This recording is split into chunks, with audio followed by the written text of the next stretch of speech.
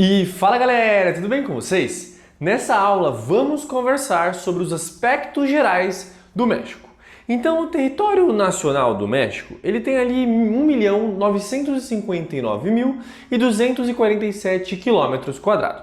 A população mexicana está distribuída de maneira irregular, mas cerca de 75% dos habitantes vivem no Planalto do México, que apresenta ali solos férteis de origem vulcânica e climas que favorecem a ocupação humana. O Planalto do México ele é cercado por formações geológicas de maior altitude que são prolongadas por montanhas rochosas e recebem a denominação de Serra Madre Ocidental a oeste e Serra Madre Oriental a leste. O clima frio nos trechos mais elevados acaba afastando a ocupação humana e no noroeste do país, a presença de desertos acaba também diminuindo a densidade demográfica naquela região pelo mesmo motivo, porque acaba dificultando muito a ocupação dos seres humanos nessas regiões.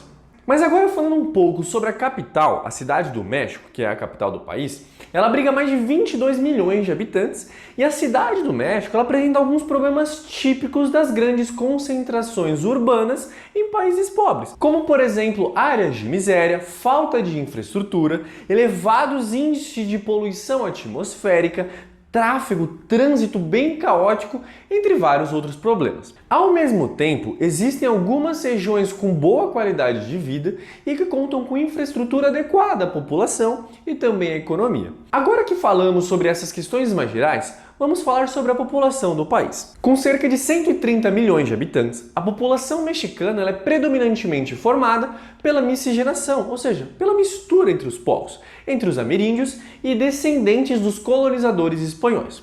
Um ponto muito importante é sobre o processo migratório. Então, muito atraída pela economia estadunidense, entre os anos ali de 1980 e 1990, a empobrecida população mexicana fez com que a taxa de emigração do México para os Estados Unidos, tanto legal quanto ilegal, se elevasse drasticamente.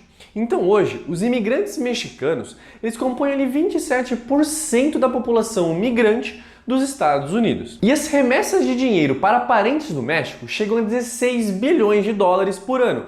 Ou seja, essa é a quantia que os mexicanos que estão nos Estados Unidos mandam para os seus parentes no México. Então a imigração ela tomou tal proporção que os Estados Unidos estabeleceram forte vigilância na fronteira e desenvolveram uma série de estratégias. Entre elas, a construção de um muro para tentar barrar ali a entrada de imigrantes ilegais. E a partir de 2010, o fluxo migratório mexicano ele diminuiu e atingiu seu nível mais baixo desde 1950. Diversos fatores contribuíram para esse declínio, como por exemplo as crises econômicas dos Estados Unidos, que acabou reduzindo as oportunidades de trabalho da população que mora no país, tanto ali os estadunidenses, quanto a população estrangeira. Além disso, teve o aumento da segurança na fronteira, que dificultou a entrada ilegal nos Estados Unidos. Teve também a aprovação de novas leis em território estadunidense, que criaram obstáculos para a contratação de mão de obra imigrante, e a retomada do crescimento econômico no México, que ampliou a oferta de empregos e melhores oportunidades no próprio país. Ou seja, a população ela não precisava tanto ir para um outro país para buscar a oportunidade de trabalho. Um ponto interessante é que mesmo com a construção do muro e a intensa fiscalização na fronteira, o México ele acaba sendo uma porta de entrada para imigrantes que tentam cruzar a fronteira com os Estados Unidos.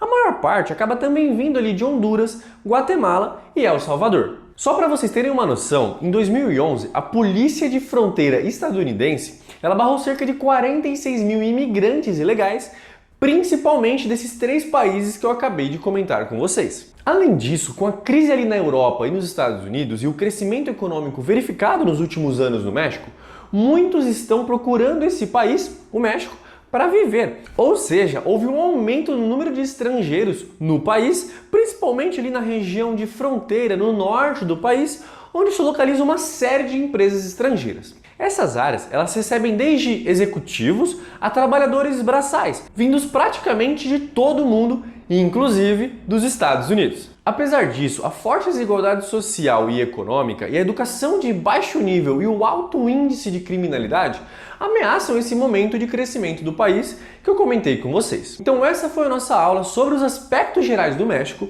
Eu espero que vocês tenham entendido e até a próxima!